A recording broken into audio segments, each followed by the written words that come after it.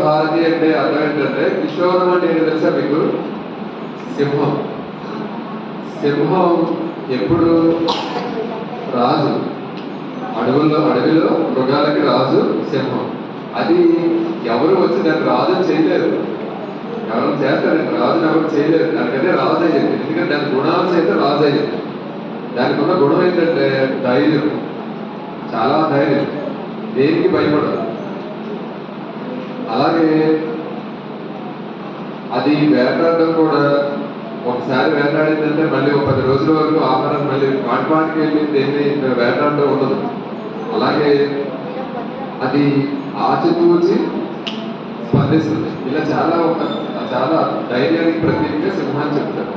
అలా పూజ్య శ్రీ విష్ణుదేవానంద సరస్వతి స్వామి వారు ఏంటంటే, మీ పిల్లలందరూ కూడా రేపటి సింహాల్లో ఉండాలని, సింహాల్లో తయారవ్వాలి, ఆ ధైర్యాన్ని మీరు పుడిపుచ్చుకోవాలనే ఉద్దేశంతో కిషోర భారతి, భారతదేశంలో ఉన్న బాలలందరూ కూడా ఒక సింహాల్లాగా లాంటి వ్యక్తులుగా మారాలన్నంత ధైర్యం, సింహాలంటే సింహాల యొక్క ధైర్యం కోసం, ఆ ధైర్యాన్ని అలవర్చుకొని మీరు మంచి స్థాయికి ఎదగాలన్న ఉద్దేశంతో ఈ కిషోర భారతి అనే ఒక కార్యక్రమం రూపకల్పన చేయడం జరిగింది. దీనిలో భాగంగా ఏంటంటే, మీకు అక్కడ కొంతమంది టీచర్లు వచ్చి భగవద్గీత, అలాగే కొన్ని భజనలు అది మీకు నేర్పుతున్నారు, అవునా? కాబట్టి మీరు ఇది నేర్చుకోవడం వల్ల ఉపయోగం ఏంటి? భగవద్గీత నేర్చుకోవడం వల్ల ఉపయోగం ఏంటి అంటే, మనలో ఏకాగ్రత పెరుగుతుంది. సంస్కృతం చదవడం వల్ల ఏం జరుగుతుందంటే ఏకాగ్రత పెరుగుతుంది. మీరు చదివింది స్పష్టత వస్తుంది, మాట్లాడడంలో ఒక స్పష్టత వస్తుంది. 2, మీకు ఒక చాకు, పదును లేని చాకు ఇచ్చి వంకాయలు కొయ్యమన్నాం అనుకో, ఇబ్బంది పడతారు. అదే మనకి బాగా పదునున్న చాకు ఇచ్చి వంకాయలు కొయ్యమన్నాం అనుకో, చక్కగా పోతుంది. అలాగే మన మెదడు కూడా ఏంటంటే, ఈ భగవద్గీత చదవడం ద్వారా మన మెదడు చాలా అంటే తేజవంతంగా తయారయ్యి, చక్కగా మీరు ఏది విన్నా కూడా శబ్దగ్రాహం, ఏది విన్నా దాన్ని గ్రహించడం, ఏకాగ్రత పెరగడం, గుర్తుండడం, ఇవన్నీ కూడా జరుగుతాయి. సంస్కృతం నేర్చుకోవడం వల్ల ఏంటంటే మనిషికి గుర్తుండడం, ఏకాగ్రత ఇవన్నీ కూడా పెరుగుతాయి. అందుకోసం ఆ ఉద్దేశంతో ఈ యొక్క తరగతులు నిర్వహించడం. అది కాబట్టి మీరందరూ కూడా చక్కగా, ప్రతి ఒక్కరూ కూడా ఇంకా 12 రోజులు కార్యక్రమాలు, 10 రోజులు ఉంటాయి కాబట్టి ప్రతి కార్యక్రమం రోజు మీ స్కూల్ రామాలయానికి వచ్చి ఆ కార్యక్రమంలో బాగా పంచుకోవాల్సిందిగా కోరుతూ, మీరందరూ వచ్చినందుకు మీ అందరికీ కూడా ఆ భగవంతుని యొక్క, గురువుల యొక్క ఆశీర్వాదాలు, అనుగ్రహం మీకు కలగాలని, మీరు మంచిగా మరింత బాగా చదువుకుని మన గ్రామానికి, మీ తల్లిదండ్రులకి, మన దేశానికి మంచి పేరుని, కీర్తిని తీసుకురావాలని మనస్ఫూర్తిగా ప్రార్థిస్తున్నాను. హరి ఓం. మన కార్యక్రమం పేరేంటి?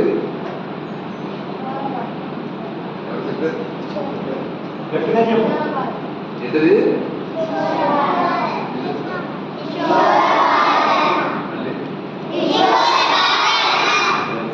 ఇప్పుడు మనకి మల్లికార్జున శర్మ గారు అని ఒక ఆయన చక్కగా మీకు ఒక మంచి కథ చెప్పడానికి వస్తున్నారు. ఆయన రాంపురం గ్రామం వాళ్ళకి తెలుసు, ఎందుకంటే అక్కడ ఆ కార్యక్రమం గురువు గారు ఆయన చెప్తున్నారు. కాబట్టి మీరందరూ సైలెంట్గా, ప్రశాంతంగా గురువు గారు చెప్పింది వినండి. హరి ఓం.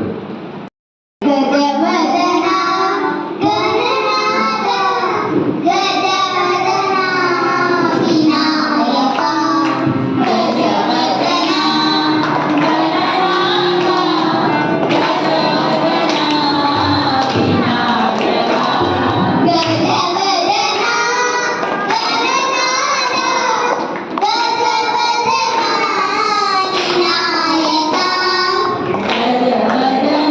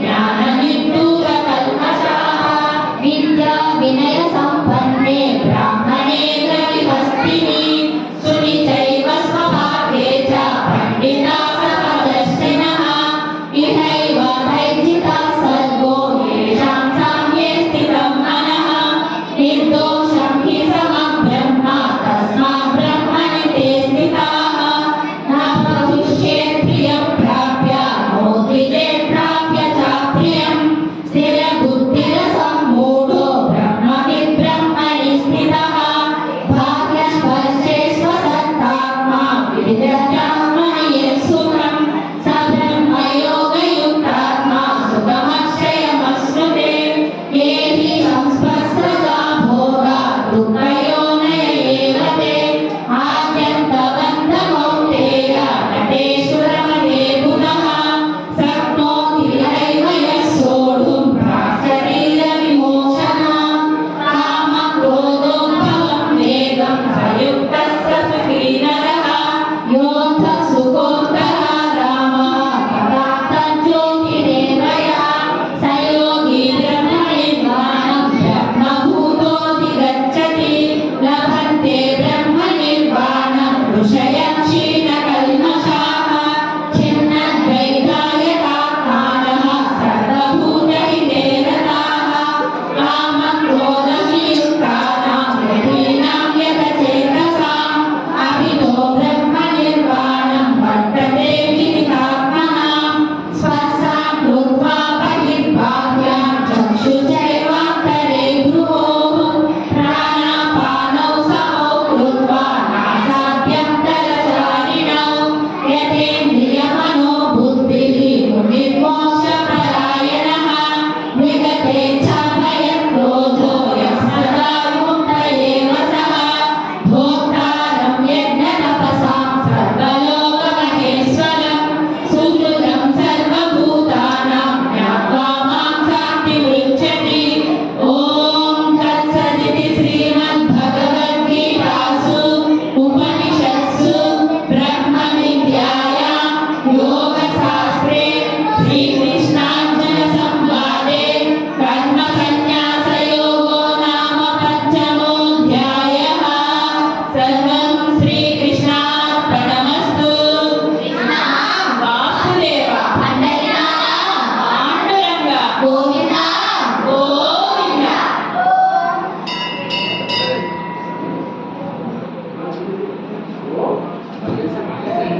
ब्रह्मणे नमः श्रीमद्भगवद्गीता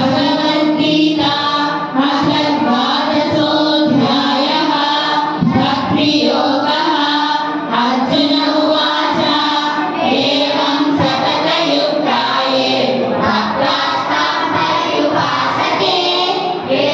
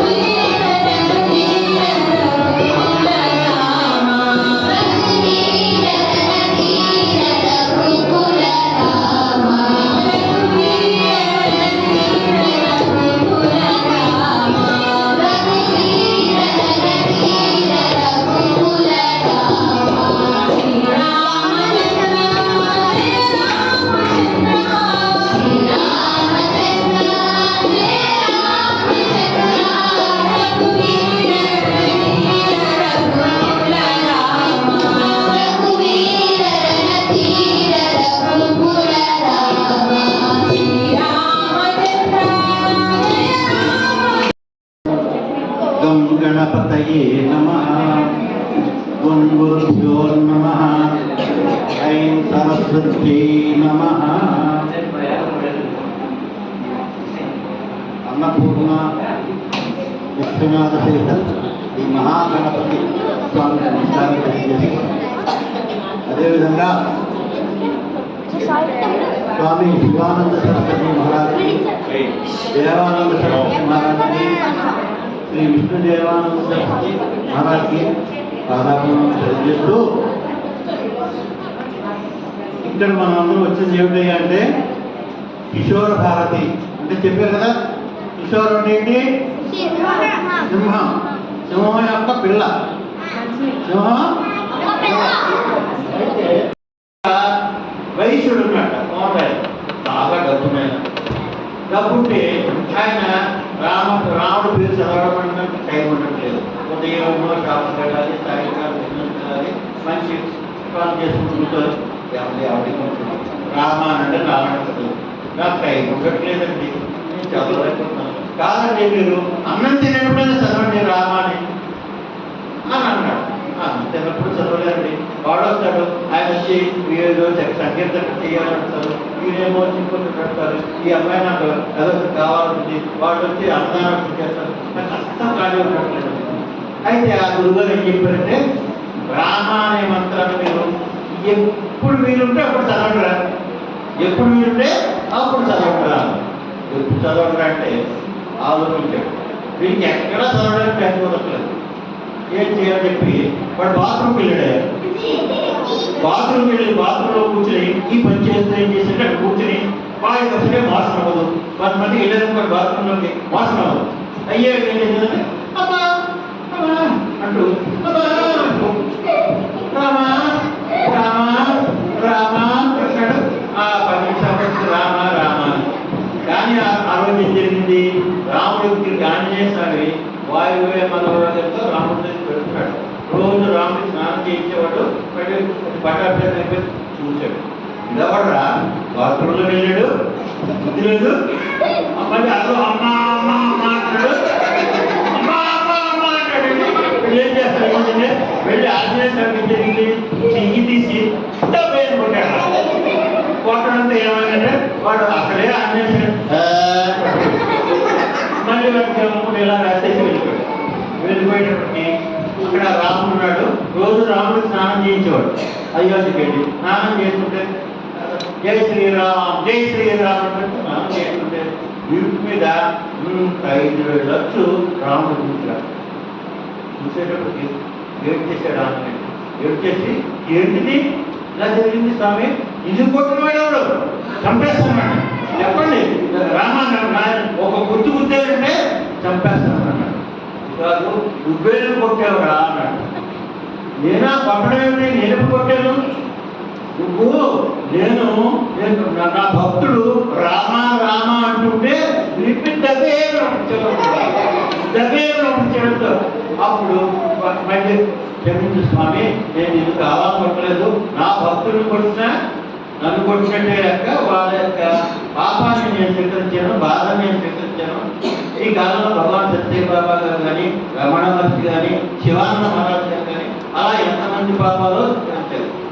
స్వీకరించి అది కొట్టాడు జరిగితే ఆయన దగ్గరికి వచ్చాడు. అయితే ఒకటి చెప్పాడు, ఈ రోజు మీరందరూ జై హనుమాన్ అండి, రామ అనండి. రామ అనే భక్తిగా చెప్పాలి కాబట్టి నన్ను పిలవటయ్యా, నీకు ఏ అవసరం వస్తే తీరుస్తాను నేను. జై హనుమాన్ అంటే చాలు, హనుమాన్ అంటే తీరుస్తాను అన్నారు. అయ్యేటప్పటికి అప్పటి నుంచి ఏం జరిగింది, ప్రతివాడు కూడా రామాన్ని భక్తిలాడడం. అందుకే చూడండి ప్రతి గ్రామంలోనూ ఎంట్రన్స్ లో పెద్ద ఆంజనేయుడు ఉంటాడు. ఆంజనేయుడు ఏమవుతుంటాడు, సంజీవిని భర్త మోస్తుంటాడు. మోస్తూ ఉండి ఏం చేస్తాడు, గద చేత పట్టుకుంటాడు. దెయ్యాలు వచ్చినా విశాఖలు వచ్చినా 2 వాదనానికి గద పెట్టుకుంటాడు. ఎందుకు పెట్టుకుంటాడు ఆయన, నన్ను పిలవండి నేను వస్తాను, రాముడు గౌరవిస్తాను చెప్పాడు. ఆ రోజు నుంచి ప్రతి గ్రామంలోనూ ఆంజనేయ స్వామిగా పెట్టారు. అందుకు రేపటి మనం ఏం చేయాలి, సింధూరు మొట్టు పెట్టుకోవాలి, సింధూరు ముఖ్యమైన పెట్టుకోవాలి, వెళ్ళేప్పుడు ఆంజనేయ స్వామి దండం పెట్టాడు చెప్పాను కదా. అయితే ఆంజనేయ స్వామిని మనం ఎందుకు పూజించాలి అనే విషయం ఇంకొక చెప్తాను. మన గురువుగారు ఉన్నారు కదా, రాజన్న గారు ఉన్నారు. రాజన్న గారు ఏమైనా సిగ్నల్ ఇవ్వండి, ఇవ్వగానే ఆపేస్తాను నేను. రాజన్న గారు ఆయన నారదులు వారు. మనకు అక్కడ గురువుగారు తుంపూరులో వెళుతూ ఏం చేస్తారు, నారాయణ తే నమో నమో నారద సన్నుత నమో నమో అని నారదుడు తుంపూరుడు కూడా జై శ్రీమన్నారాయణ పాడుతుంటే వీళ్ళిద్దరికి అహం వచ్చింది. నేను గొప్ప, నేను బాగా పాడతాను, నేను బాగా నా దృష్టి వచ్చింది అని ఇద్దరికి వచ్చింది. ఇది శ్రీకృష్ణుల వారి దగ్గరికి వెళ్ళింది ఈ తగు. వెళ్తే కృష్ణుడు ఏం చెప్పాడు, మీరిద్దరూ బాగా పాడతారు, ఇలా కూడా ఇలా ఆంజనేయ రాదు, నువ్వు ఆంజనేయ రాదు, నువ్వు రా కదా. అయితే బాగా పాడతారు కాబట్టి ఏం చేస్తామంటే ఏ పనికైనా జడ్జి ఉండాలి. ఆ జడ్జి ఎవరు, ఆంజనేయ స్వామి పిలవండి అన్నారు. ఇప్పుడు ఆంజనేయ స్వామి ఉన్నాడని అడుగుతారు. గరుత్మంతుడు ఏం చేస్తాడంటే వెళ్ళి ఆంజనేయ స్వామి తీసుకుంటే హిమాలయాలు తప్పని చేసుకుంటాడు, లేకపోతే కట్టు వెళ్ళారు. ఆంజనేయ స్వామి తీసుకొచ్చారు. అక్కడ ఒక మంచి డైమండ్ లాంటి ఒక రాయి పెట్టారు. దాన్ని చంద్రకాంత శిల అంటారు. ఏం శిల అంటారు? చంద్రకాంత శిల. ఎవరైతే ఈ గానం చేస్తున్నప్పుడు ఆ చంద్రకాంత శిల కరిగి వెళ్తుందో వాడు మంచి గానం చెప్పినవాడు. మళ్ళీ పాడు ఆ పిల్లలు మళ్ళీ పాట పాడితే ఆ శిలపైకి వచ్చేయాలి. ఇప్పుడు కూడా కొన్ని కెమికల్స్ ఉంటాయి, సాలిడ్స్ ఉంటాయి, రెండు కలిసిపోతే లిక్విడ్ తర్వాత చెప్తారు. అయ్యాడికి నారదులు వచ్చారు, నారాయణ నారాయణ నారాయణ అని పాడారు. తుంగులు వారు వచ్చారు, పాడారు. ఇద్దరు పాడినప్పుడు కూడా ఆ వేణ అందుకుపోయింది. వాళ్ళు పాడే విషయం ఎవరికి అర్థం కాలేదు. అప్పుడు ఆంజనేయ స్వామి ఇచ్చారు, ఆయన పాడుకొచ్చాడు. రామనీల మేఘ శ్యామ కోదండ రామ రఘుకులాభి సోమ పరంధామ సార్వభౌమ అని ఎత్తపడడానికి ఏ శిల అయితే కరిగిపోయిందో ఆ శిల ఆ వేణ పైకి తేలి అప్పుడు ఆ రోజు తుంగురుడికి నారదుడికి కూడా గర్వభంగమైంది. చూసావా ఆంజనేయ స్వామిలో గొప్పతనం ఉందని తెలుస్తారు. అలా మనం చెప్పుకోవాలంటే చాలా ఉన్నాయి. ఇంకొక విషయం చెప్తాను. మనం అందరం భయపడేది ఆడవాళ్ళు కానీ మగవాళ్ళు కానీ ఇలా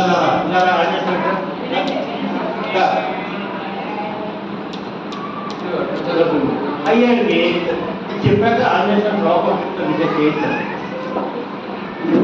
ఇలా ఉన్నారు.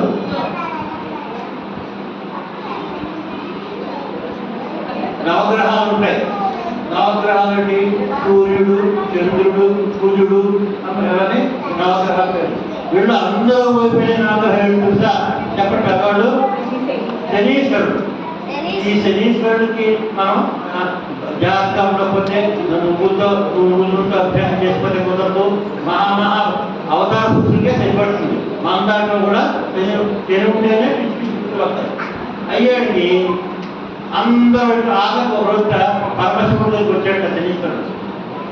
ఒకరోజు ధ్రువలాడైనా ఆ రూపంలో ఈ రూపంలో పరమశివుడి దగ్గరికి వచ్చాడికి అడిగాడు, నిన్ను నేను పట్టుకుంటాను, నేను పట్టుకున్నానంటే మీకు చాలా కష్టాలు వస్తాయి తెలుసు కదా, నువ్వు పట్టుకో నాకేం పర్వాలేదు అని అన్నాడు. ఈ పరమశివుడు వెళ్ళిపోయి పొట్లో దాక్కున్నాడు. పొట్లో దాక్కుని నా రూపాయి పెట్టాడు. నేను అందరూ కైలాసంలో వెళ్ళాడు, అక్కడ ఉన్నాడు ఆయన. ఆయన చూసావా నన్ను ఏం చేయలేదు, నా వల్లే నువ్వు పొట్లో దాక్కున్నావయ్యా శనీశ్వరుడు చెప్పాడు. వీడు శనీశ్వరుడు పొగరొచ్చింది కదా, శని అంటే బ్యాంక్. అయ్యాడికి ఆంజనేయ స్వామి దగ్గర వచ్చాడు. జనుడు ఆంజనేయ స్వామి దగ్గర వచ్చాడికి శనీశ్వరుడు ఏం చేశాడు, నేను నీ మీద ఎక్కువ కూర్చుంటాను అన్నాడు. ఏమన్నాడు, నీ మీదకి కూర్చుంటాను అన్నాడు. నిజమేనైనా శనీశ్వరుడు చాలా గొప్పవాడివే అన్నాడు. చూసుకో ఇప్పుడు ఎక్కేస్తున్నాను నేను షూటింగ్ చెప్పి ఎక్కి కూర్చున్నాడు. ఆంజనేయుడు మజాగా ఎక్కమంటే ఏం చేశాడు, చక్కటి పెద్ద కొండను తీసుకొచ్చి ఇలా తీసుకొచ్చి జుట్టు తీసి ఎక్కడ శనీశ్వరుడు కూర్చున్నాడో అక్కడ నెత్తికి పెట్టాడు. అమ్మో బాబో, అమ్మో బాబో, బాబాయ్ బాబాయ్ బాబాయ్. ఏం చేశాడంటే నేను అందరినీ పట్టుకున్నాను కానీ నీ భక్తుల్ని నీకు దండం పెట్టేవాళ్ళని ఎప్పుడు కూడా అప్పచేయని రాలే మనం. ఎటువంటి అన్నింటిలో ధైర్యం వస్తుంది. నీకు ఆంజనేయ స్వామికి నాకు చేసినట్టుగానే నీకు పూజ చేస్తే నువ్వు రాసి సింధులతో పూజ చేస్తే మంచి బలం వస్తుంది. ఏం నీ భక్తులు జోలికి రాకుండా శరీరం కూడా భయపడిపోయాడు. ఇలాంటి గొప్ప వాడు ఎవరంటే ఆంజనేయ స్వామి. ఈ ఆంజనేయ స్వామి చేసాడు సీతమ్మ వారు వెతుకుంటూ ఇందాక చెప్పాను కదా, ఆకాశం మొత్తం ఆకాశంలో వెళ్ళి ఆ సముద్రంలో దిగి అక్కడ పెద్ద రాక్షసుడు ఉంటుంది లంకిణి అని. ఆ లంకిణి ఏం చేసింది, ఎవడో కొంచెం పోతే నేను తినేస్తా నోరు చాపితే అమ్మో అమ్మో అన్నాడు. అమ్మో అమ్మ అనేది చాపింది. నా ప్రతిష్ఠించకుండా నేను అంతలో వెళ్ళాను. ఏం చేశాడు, చిన్నవాడైపోయాడు. చిన్నవాడైపోతే ఏం చేసుకోలేదు, ఒక క్షణం చూసి పడి పెద్దవాడైపోయాడు. చేతితో కూర్చొని ట్రై చేసింది, చేయగానే పారిపోయాడు. ఆమెకు ఏం చేసింది, చిన్నవాడిని తీసుకుని ఓట్లు వేస్తుంది. ఓట్లు వేసుకొని కడుపులోకి వెళ్ళి పేదవాడై చెవులో తెచ్చేస్తాడు. వచ్చేసి దాన్ని చంపేస్తాడు. చంపేసి వచ్చి మహానుభావ ఈ యొక్క రా కోసమే కూర్చున్నాను, నువ్వు మహాపురుషుడివి, ఈశ్వరం ఉన్నవాడివి, వాయుదేవుడు పుట్టినవాడు కాబట్టి ఆయన్ని వాయుకుమారుడు అంటారు. వాయుదేవుడు పెట్టాడు కదా వాయుకుమారుడు. తర్వాత ఆంజనేయ కుమారుడు కాబట్టి ఆంజనేయుడు, చిరంజీవి కాబట్టి చిరంజీవి. ఇలా కేసరి నందనుడు, కేసరి యొక్క కొడుకు కాబట్టి కేసరి నందనుడు చెప్పారు. అయితే లంకడిని చెప్పి లోపలికి వెళ్ళాడు. అక్కడ తోటను దొంగతనం చేస్తాడు. రైట్ చూడండి, చూడండి చేసి ఆగకి ఏం చేస్తాడంటే ఆంజనేయుడు వెళ్ళి రావణాసుడు యొక్క కొడుకు కూడా చంపేసి వాళ్ళకు కొడుకు వచ్చి దానితో బట్టి బ్రహ్మాండ అక్కడేం చేస్తారు, వీళ్ళు బాగుకి చెప్పుకొట్టిస్తారు. ఆ నిప్పు కొట్టుకుని ఏం చేస్తారంటే మొత్తం రావణాసుడు అని చేసి సీతమ్మ వారిని కూర్చోడుతారు. అమ్మ నేను నా భుజం చేసి కూర్చోబెట్టి కానీ నేను రాముడు వస్తేనే వస్తాను.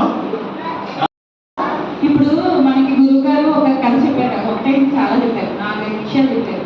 హనుమంతుల వారి గురించే చెప్పారు కదా.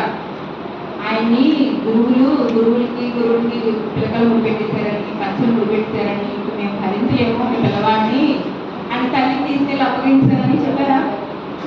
కానీ హనుమంతుడికి ఆయన శాపం కూడా ఇచ్చారు. ఏమని, నీ బలం నీకు గుర్తు రాకూడదుగా నువ్వు శాపం ఇచ్చారు.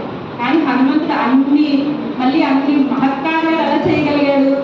అంత మహాసముద్రాన్ని ఒక్కడే దాటి ఒక్కడే సీతమ్మ వారిని కనుక్కొని ఆయన రామమూర్తిగా సీతమ్మ వారికి అందించి సీతమ్మ వారి దగ్గర నుంచి చూడమని గ్రహించి మళ్ళీ రాముల వారి దగ్గరికి తీసుకొచ్చి ఇంత మహత్కార్యం చేశాడు. రామాయణం అంతటికీ గొప్ప ఉపకారం చేసింది ఎవరంటే హనుమంతుల వారు. ఇవన్నీ చేయడానికి ఒక విద్యలు రావాలి కదా ఆయనకి కూడా. ఆయన ఎలా విద్యలు నేర్చుకున్నారు, ఎవరి దగ్గర నేర్చుకున్నారు? ఆయన గురువెవరు? సూర్య భగవాను. ఆయన ఎలా నేర్చుకున్నారు తెలుసా? ఎప్పుడైతే గురువులు ఇందాక గురువుగారు చెప్పినట్టు తీసుకెళ్ళి అప్పగించారో అప్పుడు ఆయన పట్టుదల వచ్చింది, నేను ఎలాగైనా నేర్చుకుంటాను అని. సూర్య భగవానుడు ఎప్పుడైనా ఒక్క క్షణమైనా ఎక్కడైనా ఆగుతాడా? కొరియించిన దగ్గర నుంచి అలాగా తూర్పు నుంచి పశ్చిమానికి వెళ్తూనే ఉంటాడు. ఆయన ఆగడు కదా. గురువు దగ్గర కూర్చోలేని గురువు దగ్గర ఆయన ఎలా నేర్చుకున్నాడంటే ఆయనకి అభిముఖంగా ఆయన నిలబడి ఆయనతో పాటు వెనకకి ప్రయాణం చేశాడు. సూర్య భగవానుడు ముందుకు ప్రయాణం చేస్తే హనుమంతుల వారు వెనకకి ప్రయాణం చేసి విద్య నేర్చుకున్నారు. అందుకు అంత గొప్ప శిష్యుడు అయ్యాడు, అంత గొప్ప పరాక్రమం కలిగి అంత గొప్ప విషయాలు సాధించగలిగాడు. ఎలా నేర్చుకోవాలి విద్యని? పట్టుదలగా అలా నేర్చుకోవాలి. నువ్వు పనికిరావు అన్నంత మాత్రం ఆయన విడిచిపెట్టలేదు. సూర్య భగవానుడు ఎక్కడ నిలబడలేని గురువు దగ్గర అభిముఖంగా వెనక్కి ప్రయాణం చేసి మరీ నేర్చుకున్నాడు. సార్ రామాయణం గురించి చెప్పమన్నారు. రామాయణం గురించి చెప్పడానికి 2 నిమిషాలు అస్సలు సరిపోవు. రాముడు గుణాలే చెప్పలేము 2 నిమిషాలు. రామాయణం గురించి ఏం చెప్పగలరు? అంత గొప్ప మహాకావ్యం, ఆది కావ్యం. మనం ఎలా బ్రతకాలి, ఎలా నడవాలి అన్నది ప్రతి విషయం రామాయణం చెప్పలేనిది ఏమీ లేదు. కుటుంబం ఎలా నడవాలో చెప్పింది, ఒక రాజు ఎలా ఉండాలో చెప్పింది, ఒక భర్త ఎలా ఉండాలో చెప్పింది, ఒక భార్య ఎలా ఉండాలో చెప్పింది, ఒక అన్నదమ్ములు ఒకరి కోసం ఒకరు ఎలా నిలబడాలో చెప్పింది, ఒక మన నచ్చిన వారికి కష్టం వస్తే మిత్రుడు ఎలా ఉండాలి, మిత్రుడి కోసం మనం ఎంతవరకు తెగించాలి అన్నీ చెప్పింది. రామాయణం చెప్పలేని విషయమే లేదు. దాంట్లోంచి నేర్చుకోగలగాలి కానీ మన ప్రతి అడుగు కూడా నేర్చుకోవచ్చు. హరి ఓం.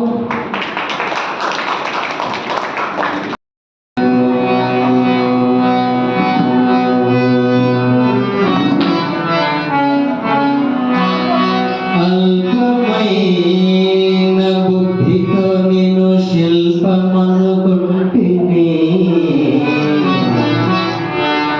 ఏ కల్పమైనను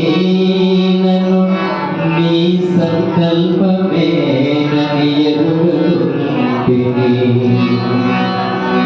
జల్పమయ్యలకు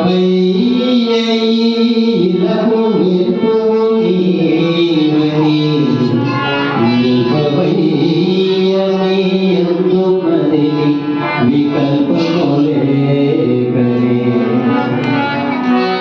కల్పితమైన సుఖములకు పాల్పడనీయక, కల్పించిన నిన్ను చేరగుని గర్భమయ్యా.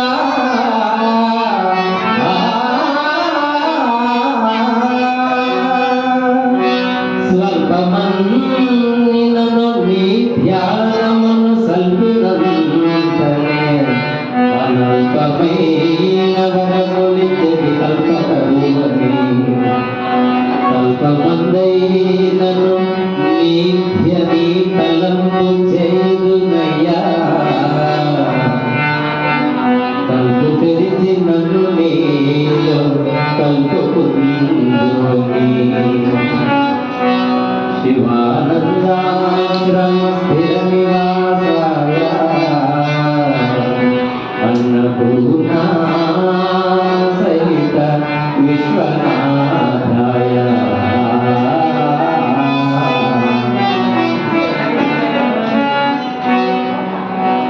లింగరాజ నీ కథలు విని పొంగితినయ్యా. సంపదంగని పాదములకే లొంగితినయ్యా.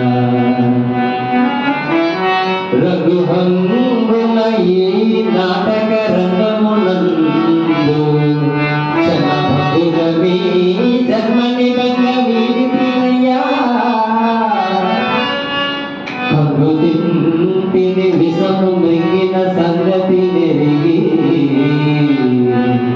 కుంగిపోతిని భస్మాసుర చెంత భంగపడితివని. గగభుజంగములు నీ అంగములనుండగా, దొంగల నుండి నేను రంగనాథుడు రక్షించబడినా.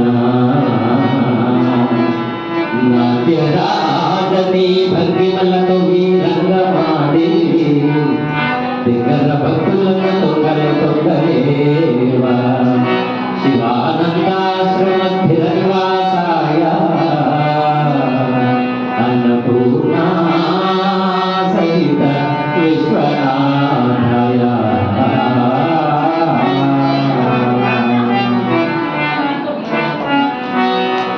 ఎంత వాడనై నన్ను బ్రతుకనెంతో కాలమని, నీ చింతన చేయదును బ్రతికినంత కాలము. అంతరార్థము ఎరుగక వేదాంతిని గానయ్యా. అంతరంగమందు నేను సొంతము చేసుకొనుటకు, మంతనములు చేయు మధ్యవర్తులు లేరయ్యా. నా చింతలు తీర్చి నీ చెంతను చేతుట కొరకు, పంతములాడగా నేనెంతటి వాడను త్రిపురాంతకాయ. అనంత విశ్వమందు నేను నా అంతకుడవై నన్నంతము చేసిన సంతసమే ఏకదంతుని జన్మవు దంతము నాకు విదితమే శివానందాశ్రమ స్థిర నివాసాయ అన్నపూర్ణా సహిత విశ్వనాథాయ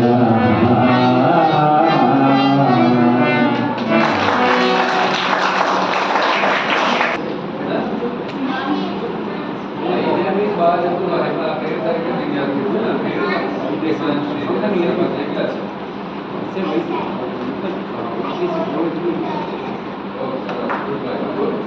గుడ్ గోల్.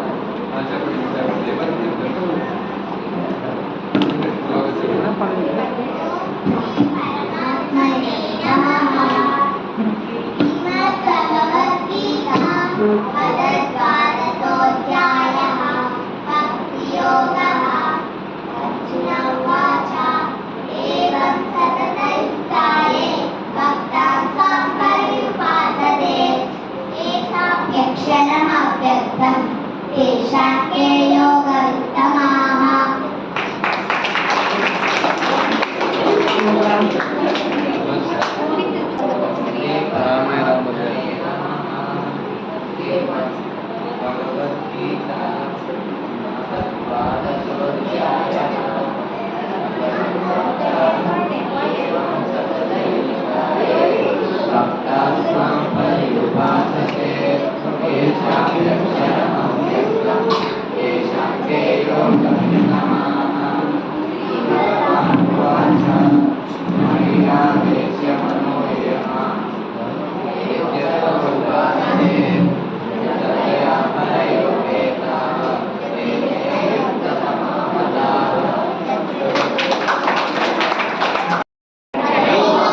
गुरु ब्रह्मा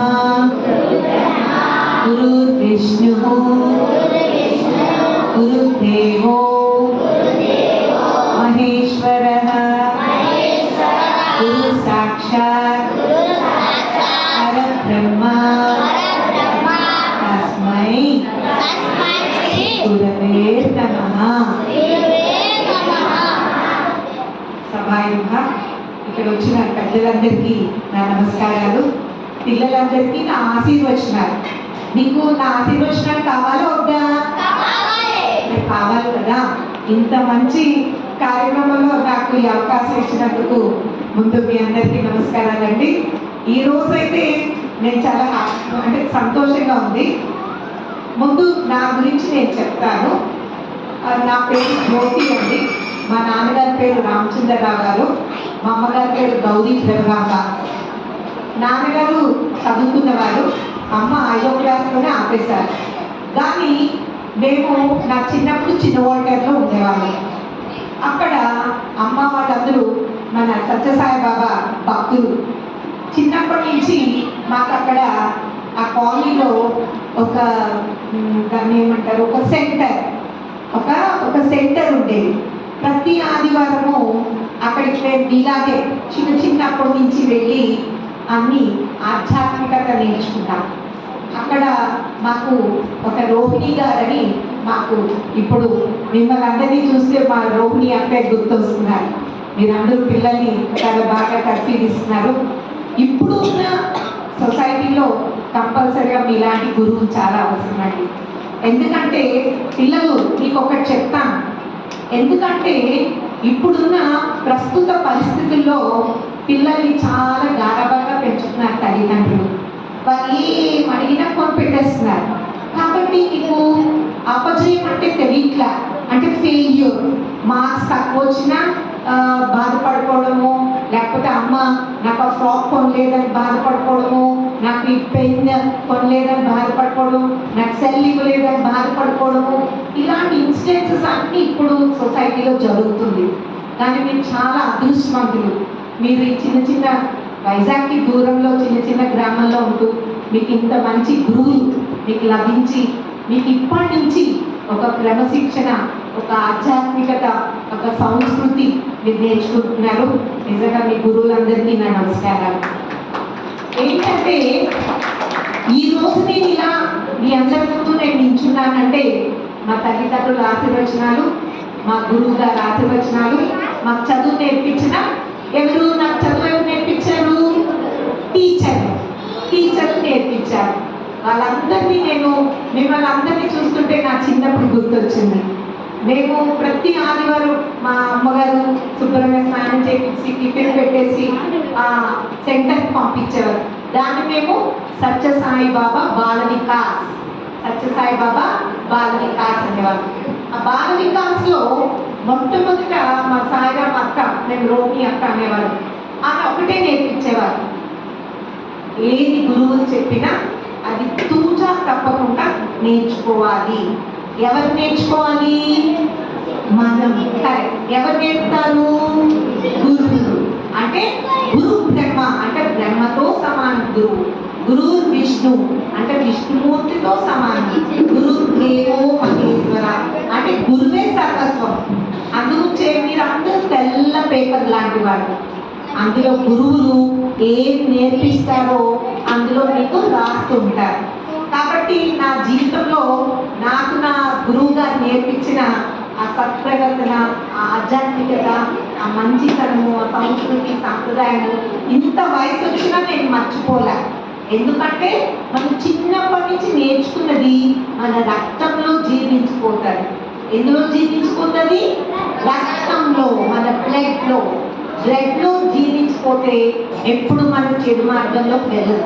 అవునా కాదా? మరి రేపటి నుంచి మీ మమ్మీ పెన్ కొనలేదని ఏడుస్తారా? ఫ్రాక్ కొనలేదని ఏడుస్తారా? సెల్లింగ్ లేదని ఏడుస్తారా? టీవీలో కార్టూన్ షో చూడలేదని ఏడుస్తారా? అడగకూడదు. అమ్మ ఎప్పుడు కూడా మనకి ఏం చేస్తుంది? మంచి చేస్తుందా, చెడు చేస్తుందా?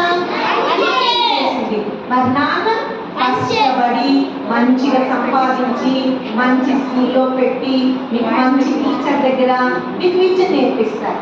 కాబట్టి మనకి దేవుడు ఇచ్చిన గిఫ్ట్స్ ఎవరు ఇచ్చారు? అమ్మ నాన్న మనకి దేవుడు ఇచ్చిన గిఫ్ట్స్. మన అందరిలో దేవుడు చూడలేం కదా, మన అమ్మ నాన్నలో మనం దేవుడు చూడాలి. ఈ రోజు నేను ఇంత విద్యావంతురాలు ఏంటంటే మా నాన్నగారు చాలా ఇంట్రెస్టింగ్ గా నువ్వు చదువుకోవాలి. ప్రతి పిల్లలు, ఆడపిల్లలు తన కాళ్ళ మీద నించోవాలి. ఇదివరకు రోజుల్లో మగ పిల్లలే సంపాదించేవారు, ఇప్పుడు అలా లేదు. ఆడపిల్లలు కూడా కాళ్ళ మీద నించొని వాళ్ళ స్వయం శక్తితో సంపాదించాలి. అలాగని మనం రెక్లెస్గా ఉండకూడదు. ఆడవాళ్ళకి ఒక సాంప్రదాయం ఉంటుంది, మగవాళ్ళకి ఒక సాంప్రదాయం ఉంటుంది. అలా ఈక్వల్ అని ఉంటున్నారు కానీ అది తప్పు. ఆడవాళ్ళకి కొన్ని సాంప్రదాయాలు ఉంటాయి. కట్టు పొట్టు లక్షణాలన్నీ ఆడవాళ్ళకి ఉంటాయి. ఉండగలుగుతా? మీలాగా జీన్స్ వేసుకుంటున్నారు ఆడపిల్లలు. మీరంటే జీన్స్ కట్ చేసేసుకొని మరి వేసుకుంటున్నారు. అది మంచి పద్ధత? మనము పూర్వకాలంలో మన పెద్దలు ఏమనేవారు? చిరిగిపోతే డ్రెస్సెస్ వేసుకోకూడదు అంటున్నారు. మీరు విన్నారా ఎప్పుడైనా? మీ అమ్మమ్మలు నాన్నమ్మలు ఎప్పుడైనా చెప్పారా చిరిగిపోయిన వస్త్రాలు వేసుకోకూడదు అని? విన్నారా లేదా? మీ నాన్నమ్మ వాళ్ళ ఇంటికి వెళ్తారా ఎప్పుడు? మన అమ్మమ్మ వాళ్ళ ఇంటికి వెళ్ళలేదా? మన అమ్మలు ఎప్పుడు మీరు చిరిగిపోయిన డ్రెస్సెస్ వేసుకుంటే ఇప్పుడు మనకి కట్ చేసుకుని 2000, 3000 పెట్టి వేసుకుంటున్నారు. మరి అప్పుడు అమ్మమ్మ నాన్నమ్మ అడగలేదా మిమ్మల్ని? ఏంట్రా చిరిగిపోయిన డ్రెస్ వేసుకున్నావు, ఏంటి ఇది మంచిది కాదు అని అడగలేదా? అడిగారా? Very good. ఆ గురించే మన పెద్దలు మనకు చెప్పిన మాటలు మనం తూచా తప్పకుండా పాటించాలి. ఎందుకంటే ఇప్పుడున్న సొసైటీలో పిల్లలకి ఆధ్యాత్మికత చాలా అవసరం. ఫర్ ఎగ్జాంపుల్ ఒక చిన్న స్టోరీ చెప్తా, వింటారా? నేను మన క్వశ్చన్స్ అడుగుతాను. ఎవరి క్వశ్చన్స్ చెప్తారు వాళ్ళు ఒక్కొక్కరికి 10 క్లాప్స్ కొడతాను. చూద్దాం ఎవరు 10 క్లాప్స్ తీసుకుంటారు. రెడీ? Very good. రెడీ. ఒక ఊర్లో ఒక డాడీ ఉన్నారట. వాళ్ళ వైఫ్ చనిపోయారు, చాలా ఓల్డ్ అయిపోయారు. ఆయనకి ఇంచుమించుగా 90 years ఉన్నాయి. ఆయన ఆ ఊర్లో ఒక చిన్న సిటీలో ఉంటున్నారు. అయితే వాళ్ళ పిల్లలు దుబాయ్, అమెరికా, ఆఫ్రికా. మీరు పెద్ద చదివాక ఎక్కడ ఉద్యోగం చేస్తారు? ఎక్కడ చదువుతారు? ఎక్కడ ఉద్యోగం చేస్తారు? ఒడిశాలో చేస్తావా? ఓకే. ఇంకా హైదరాబాద్, ఇంకా USA.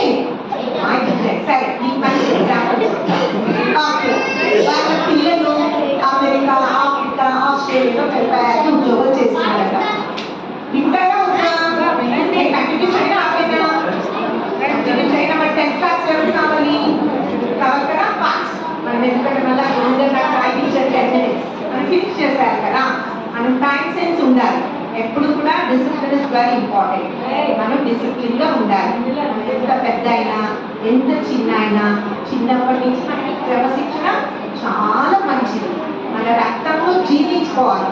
ఓకేనా? ఓకే, ఫాస్ట్గా చెప్పేస్తున్నాను స్టోరీ. చూద్దాం ఎవరు 10 క్లాస్ తీసుకుంటారు. రెడీ? రెడీ? ఓకే, సరే. ఇప్పుడు ఏం చెప్తున్నానంటే ఆయన 90 years old. ఆయన ఒక చిన్న ఊర్లో ఉన్నారు. వాళ్ళ పిల్లలు ఉద్యోగాలు చేసుకుంటున్నారు. వాళ్ళకి అసలు ఎక్కడ సార్ అన్నట్టు ఇందాక సార్ చెప్పారు స్టోరీ, ఎక్కడ ఖాళీ లేదు ఆ వ్యాపారికి. రామ అనే చెప్పేది బాత్రూంలో చెప్పారు అని అన్నట్టు ఈ పిల్లలు కూడా ఖాళీ లేదట వాళ్ళ డాడీ ఫోన్ చేయడానికి. ఆయన అట్లాగే జీవిస్తున్నారు. ఆయనకి రోజు మార్నింగ్ పేపర్ వేయించుకుంటారట.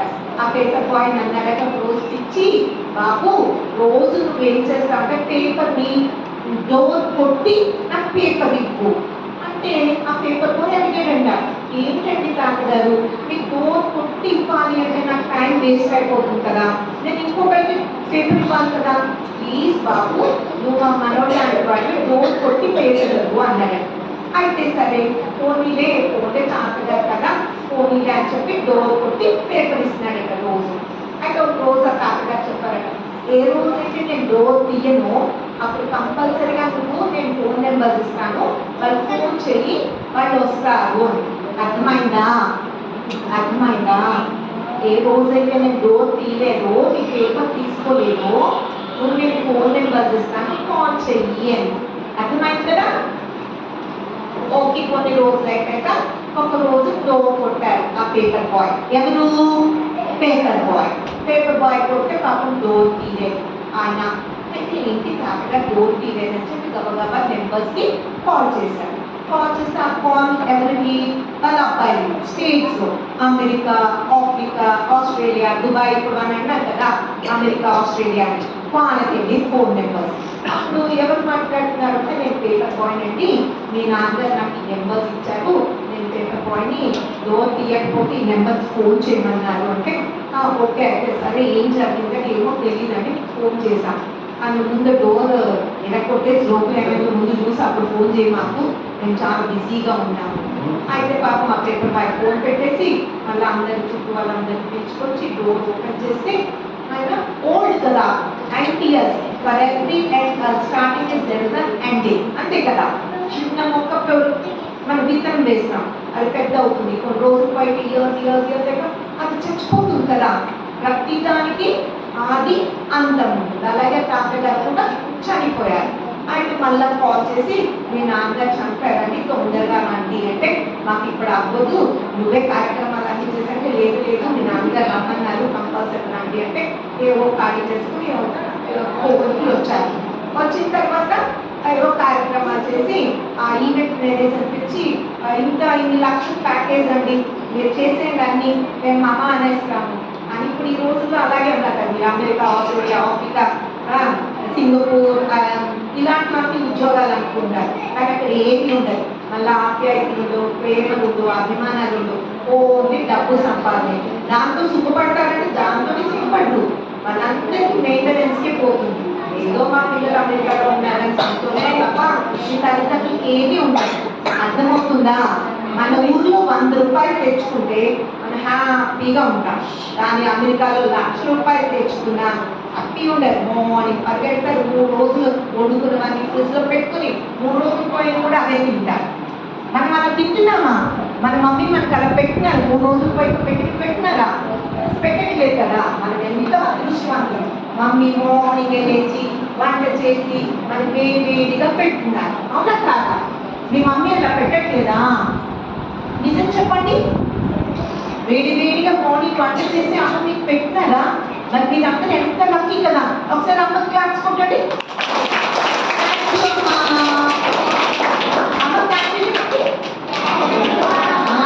Thank you. మనం చాలా అదృష్టవంతులు. మనం భారతదేశంలో ఉన్నాం కాబట్టి మనం రోజు మార్నింగ్ చక్కగా ఫ్రెష్గా తింటున్నాం. కానీ అమెరికాలో 3 రోజులు 4 రోజులు ఫ్రిడ్జ్లో పెట్టుకుంటే తిని ఏదో తిన్నామా, బ్రెడ్ కాల్చుకున్నామా, తిన్నామా, బటర్ తిన్నామా, ఏదో పగెట్టామా, అలా ఉంటుంది వాళ్ళ జీవితం. సరే వాళ్ళందరూ వచ్చారు, ప్యాకేజ్ వాడికి ఏదో ఇచ్చారు, అన్నీ అయిపోయింది, ఫినిష్ అయిపోయింది. సరే ఆ ప్యాకేజ్ వాడిని అన్నారు ఎంత డబ్బులు నీకు ఇవ్వాలి అంటే ఆ పేపర్ బాయ్ అన్నట్టు మీరేమి ఇవ్వక్కర్లేదండి, ఆల్రెడీ మీ నాన్నగారు నాకు నాకు ఒక కవర్ ఇచ్చాడు. నేనేమైనా అయితే ఈ కవర్ మేనేజ్మెంట్ ఈవెంట్కి ఇవ్వు అని చెప్పి నాకు చెప్పారు. నేనేం డబ్బులు ఇవ్వక్కర్లేదు అంటే అదేంటి మా నాన్ని కూడా ఏంటి అంటే సరే కవర్ అతనికి మేనేజ్మెంట్ ఈవెంట్ ఇచ్చేస్తే ఆయన ఎంతైతే మేనేజ్మెంట్ ఈవెంట్ ఖర్చు పెట్టాడో అంత డబ్బులు కవర్లో ఉన్నాయి. అంటే ఆ తాతగారు ఎంత జాగ్రత్తగా ఎంత సమయస్ఫూర్తిగా ఆలోచించి నన్ను ఒకే కవర్లో పెట్టారు. సరే మన పేపర్ బాయ్ ఒక లెటర్ తీశాడు. ఏమండి మా కొడుకు వస్తే ఈ లెటర్ ఇవ్వండి అని చెప్పారు.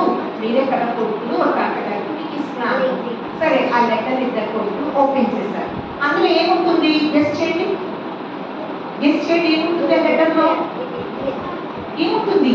మా డాడీ కొడుకులకి ఏం లెటర్ రాస్తారు చూద్దాం. Hire class, 9th class, 10th class, your studying. చెప్పండి, ఆలోచించండి, గెస్ట్ చేయండి. ఒక తాతగారు చనిపోయిన తర్వాత చనిపోకముందు కొడుకులకి ఏమని రాస్తారు లెటర్? ఏంటంటే ఆస్తి ఆస్తి బాగా రాసిచ్చారు ఉత్తరంలో. కొంచెం జాగ్రత్త చూడండి. ఓకే, ఏమని రాస్తారంటే పిల్లలు మీరు చాలా బిజీ కదా, మీరు స్టేట్స్ లో ఉన్నారు, మీరు చాలా బిజీ, మా భారతదేశంలో ఉన్న కొడుకులా కాదు, మీరు చాలా బిజీ, మీరు సంపాదించినంత మీకు ఖర్చు అయిపోతుంది, మీకు ఇబ్బంది పడకూడదని చెప్పి నేను ఈవెంట్ మేనేజర్ కూడా డబ్బులు దాచిపెట్టి వచ్చాను, మీరు మళ్ళీ ఇబ్బంది పడకూడదని చెప్పి నేను ఇవన్నీ కార్యక్రమాలన్నీ సరిపెట్టి ఉంచాను, పేపర్ బాయ్ ఇచ్చాను. కాబట్టి మీరు ఏ బాధపడకండి, ఇదిగో మా మనవలకి నేను దాచిపెట్టిన ఆస్తి ఇదిగో ఇంత కొంత ఒక పెద్ద మనవలకి చిన్న మనవలకి అన్ని ఆయన ఇచ్చారు. అర్థమవుతుందా? తాతగారు ఇచ్చారు. అంటే ఆ కొడుకులు ఇద్దరు కూలబడిపోయి ఆ లెటర్ చూసి ఏడ్చి ఇంకా లాభం లేదు, మన స్టేట్స్ లో ఏం సంపాదించాం, మనం అభిమానం ఆప్యాయత అన్ని మర్చిపోయాం, సో వద్దని చెప్పి వాళ్ళ వైఫ్ అండ్ హస్బెండ్స్ కి ఫోన్ చేసి మళ్ళీ ఇండియాకి వచ్చి వాళ్ళ నాన్నగారు ఉన్న ఇంట్లోనే ఉంటూ వాళ్ళ నాన్నగారి పేరుని నిలబెట్టి వాళ్ళ నాన్నగారు ఆఖరి ఆశయాన్ని కూడా నిలబెట్టి ఆ ఊరిలోనే ఉంటూ అందరి దగ్గర ఫలానా వారి కొడుకులు అని చెప్పి మంచి పేరు తెచ్చుకున్నారట. మరి మీరు మీ నాన్నగారు అమ్మగారు పేరు నిలబెడతారా? ఫార్మ్ వెళ్ళిపోతారా?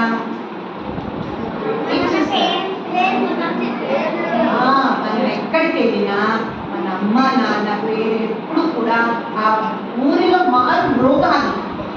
అర్థమవుతుందా? ఈ రోజు నేను ఇలా ఉన్నానంటే మా నాన్నగారు ఆశయం చదువుకోవాలి, ఆడవాళ్ళు తన కాళ్ళ మీద ఉంచాలి. నేను నర్సీపట్నంలో ఒక చిన్న స్కూల్ స్టార్ట్ చేశాను. నర్సరీ అంటే ఇప్పుడు మీ అందరికీ తెలుసు కదా, ప్లే గ్రూప్. మీకు నర్సీపట్నం తెలుసా ఎవరికైనా?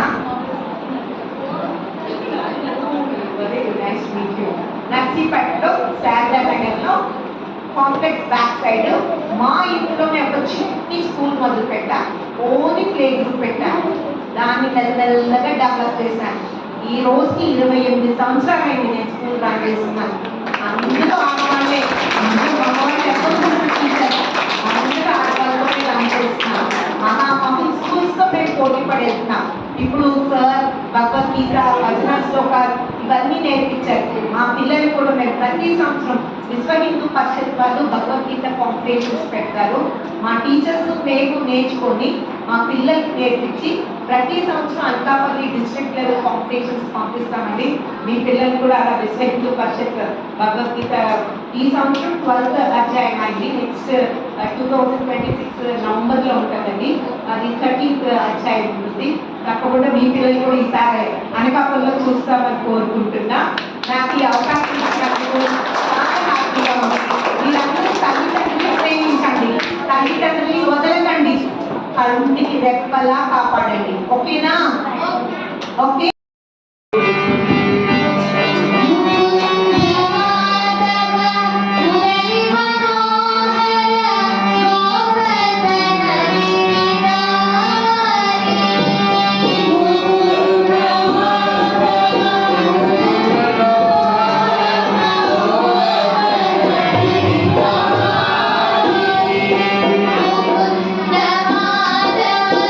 మురళి మనోహర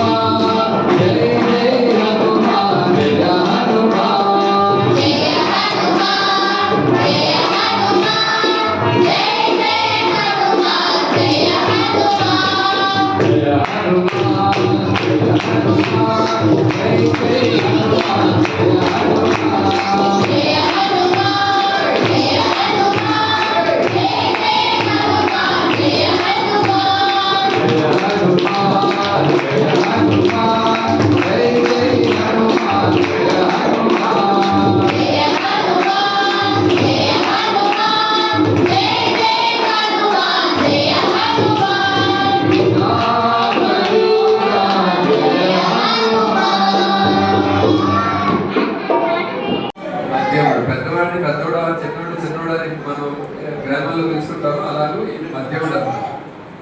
అటువంటి అర్జునుడు వీళ్ళు ఐదుగురు బాగా వినాలి మీరు.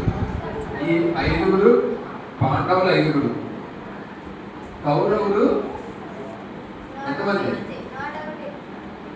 100 మంది. కౌరవులు 100 మంది. అయితే పాండవుల యొక్క తండ్రి పేరేంటి తెలుసా? కదా పాండురాజు. అందుకే పాండురాజు కొడుకులు కాబట్టి పాండవులు. మరి కౌరవుల తండ్రి పేరు ధృతరాష్ట్రుడు. ధృతరాష్ట్రుడు. వీరికి మధ్యన వైరం వచ్చింది. అది ఎందుకు ఏంటంటే మన అసలు పెద్దగా అయిపోతుంది కాబట్టి, అంత టైం లేదు కాబట్టి వీరిద్దరికి మధ్యన పాండవులు ధర్మంగా ఉండేవాళ్ళు. ఎందుకంటే పెద్దవాడు ధర్మంగా నడిస్తే పిల్లలు కూడా అన్నయ్య తమ్ముడు కూడా తమ్ముడే. అందుకని ఏంటంటే ధర్మరాజు ధర్మంగా ఉండేవాడు. అయితే వీళ్ళు ఆ కౌరవులు ఏం చేశారంటే వారి రాజ్యాన్ని, కౌరవులు వీళ్ళు రాజ్యాన్ని లాక్కున్నారు. ఆ లాక్కున్న రాజ్యాన్ని ధర్మంగా మా రాజ్యాన్ని మాకు ఇవ్వండి అని అడిగారు. ఈ కన్సెప్ట్ మంచి కథ, మీకు తెలుసుకోవాల్సిన కథ ఇది.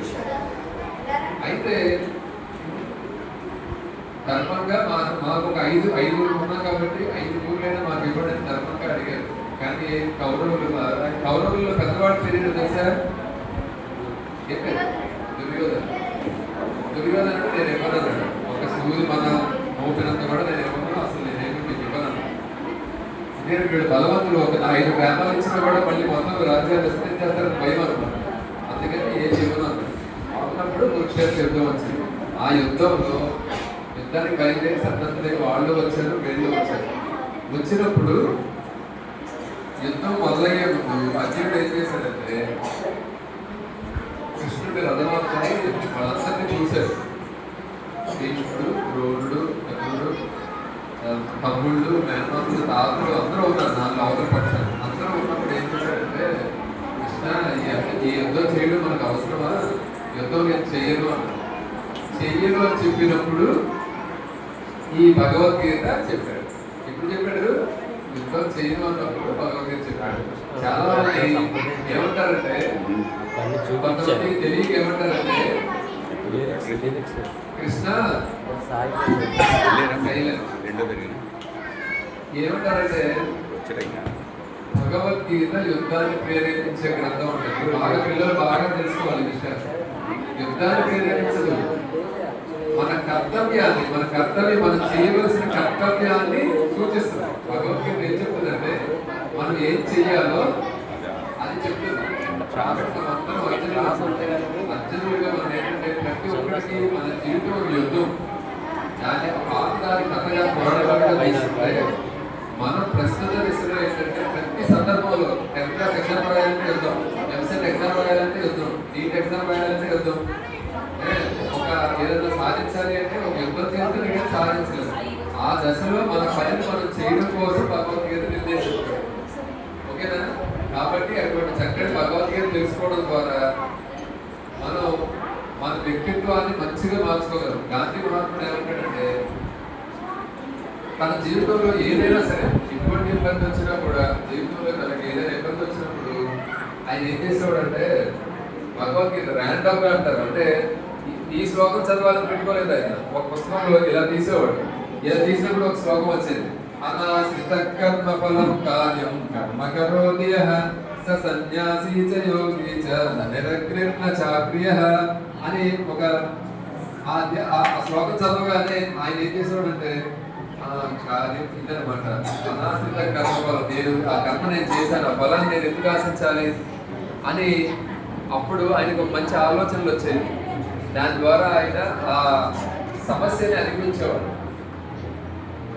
ఏదైనా సమస్య వచ్చినప్పుడు ప్రతి సమస్యకి కూడా భగవద్గీతలో మనకి ఆయన పరిష్కారం దొరికేది. అటువంటి గొప్పది మన భగవద్గీత. ఇది ఒక ఫలానికి ఒక మతానికి సంబంధించింది కాదు. ఇది ప్రపంచంలోనే ఒక అత్యంతమైనటువంటి అద్భుతమైనటువంటి పర్సనాలిటీ డెవలప్మెంట్ గ్రంథం అన్నమాట భగవద్గీత. కాబట్టి వారికి నా యొక్క శాస్త్రాది ప్రణామాలు తెలియజేస్తున్నాను. అలాగే మనం భజనలు సత్సంగాలు నిర్వహించుకోవడానికి అనువుగా శ్రీ శివానంద ఆశ్రమాన్ని నెలకొల్పినటువంటి పూజ్య శ్రీ విష్ణు దాసానంద సరస్వతి స్వామి వారికి నా యొక్క హృదయపూర్వక శాస్త్రాది ప్రణామాలు తెలియజేస్తూ, అలాగే ఈరోజు ఈ కార్యక్రమానికి ఇచ్చేసినటువంటి భక్తులందరికీ కూడా నా హృదయపూర్వక ప్రణామాలు. అలాగే బాలకులు అందరికీ కూడా నా హృదయపూర్వక ఆశీస్సులు. మనం భగవద్గీత గురించి ఈరోజు కొన్ని విషయాలు తెలుసుకుందాం. భగవద్గీతలో ఎన్ని అధ్యాయాలు ఉన్నాయో తెలుసా? ఎవరికైనా తెలుసా? భగవద్గీతలో ఎన్ని అధ్యాయాలు? 18 అధ్యాయాలు. ఎన్ని శ్లోకాలు ఉన్నాయి? 700 శ్లోకాలు. 18 అధ్యాయాలు 700 శ్లోకాలతో ఉన్నటువంటి ఒక గ్రంథాన్ని ఎలా వచ్చింది అంటే ఎవరు రాశారు తెలుసా? ఈ భగవద్గీతను ఎవరు రాశారు? వ్యాసుడు రాశాడు. వ్యాసుడు ఏ గ్రంథంలో నుంచి భగవద్గీత వచ్చింది తెలుసా? మహాభారతం. మహాభారతంలో ఎన్ని పర్వాలు ఉన్నాయి తెలుసా? 18 పర్వాలు ఉన్నాయి. దానిలో భీష్మ పర్వంలో ఈ యొక్క భగవద్గీత అనే ఒక ఈ 18 అధ్యాయంలో కూడినటువంటి భగవద్గీత ఎవరికి చెప్పారో తెలుసా? కృష్ణుడు ఎవరికి చెప్పాడు? అర్జునుడికి చెప్పాడు. అర్జునుడు కృష్ణుడు కురుక్షేత్ర సంగ్రామంలో యుద్ధంలో ఉన్నప్పుడు అర్జునుడు యుద్ధానికి బయలుదేరి అంతా సన్నద్ధమైపోయాడు. యుద్ధం చేయడానికి సన్నద్ధమైపోయిన దశలో అటు అర్జునుడు ఎవరితో యుద్ధం చేశాడు తెలుసా? అర్జునుడు వాళ్ళు ఏమంటారు? పాండవులు అంటే ఎంతమంది? పాండవులు 5. పాండవులు 5. వాళ్ళ పేర్లు ఏంటో చెప్పండి ఎవరైనా. ఇది ₹1,00,00,000 ప్రశ్న. ₹1,00,00,000 ప్రశ్న అసలు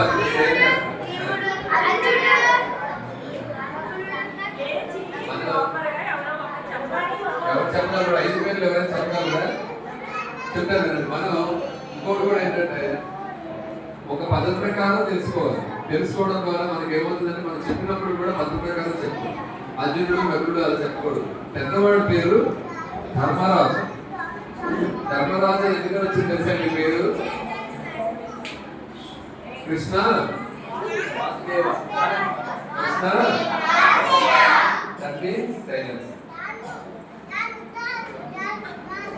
ఫస్ట్ ఆయన పేరు ధర్మరాజు, పెద్ద ఆయన పేరు ధర్మరాజు. ఏ పేరు ఏంటి? ధర్మం అంటే ఆయన మాట్లాడితే ధర్మం, ఆయన నడిస్తే ధర్మం. అలా ధర్మంగా ఉండేవాడు, ధర్మంగా జీవించేవాడు. కాబట్టి ఆయనకి ధర్మరాజు.